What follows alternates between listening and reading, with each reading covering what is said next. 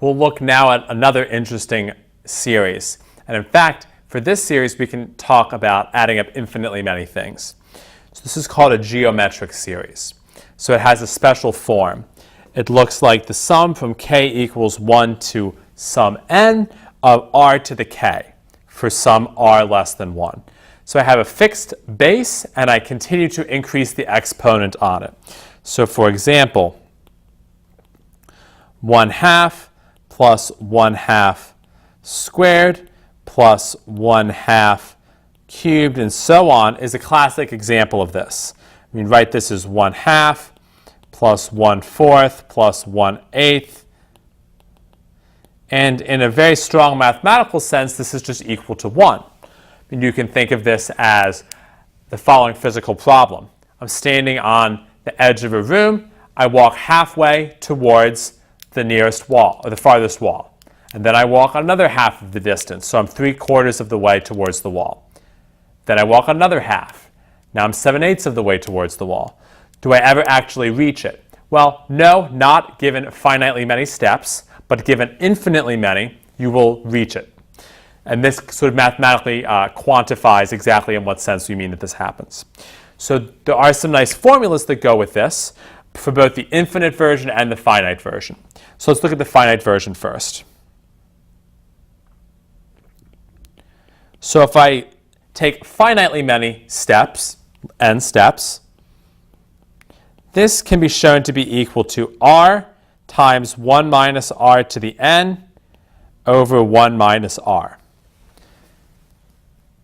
We could certainly show this, and the easiest way to do it would be to multiply 1 minus r on both sides and compare the corresponding polynomials that you get. It is actually even simpler in the case that you have infinitely many things you're adding up. This is simply r divided by 1 minus r. On the CLEP exam, you're likely to see series that are potentially both finite and infinite. These are good formulas to commit to memory. Let's look at a few examples. So first, I have 1/2 to the n for n equals 1 to 10. So we first have to ask, does this fit into the geometric series formula? Well, yes, and the key point is that 1/2 is less than 1. So I'll say geometric series applies. So then I use my formula. This is r, 1/2, times 1 minus r, 1/2, to the 10th power, divided by 1 minus 1/2. So I can simplify this and get 1/2 times 1 minus 1 over 1024, divided by 1/2. These cancel.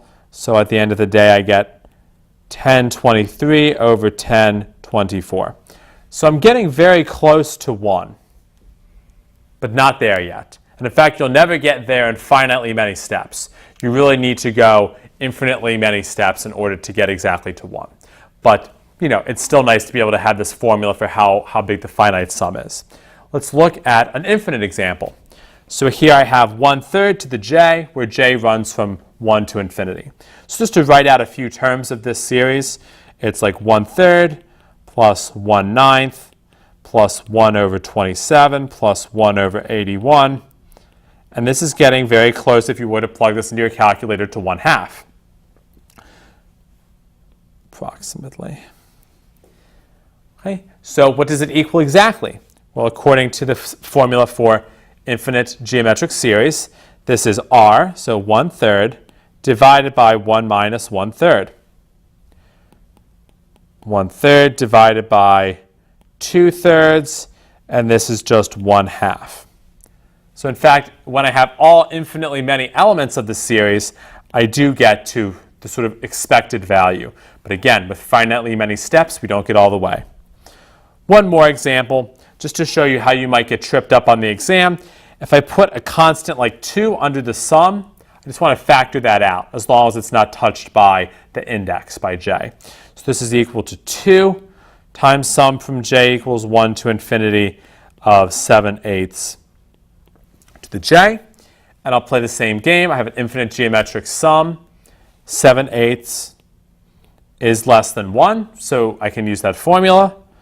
So I get 2 times r over 1 minus r.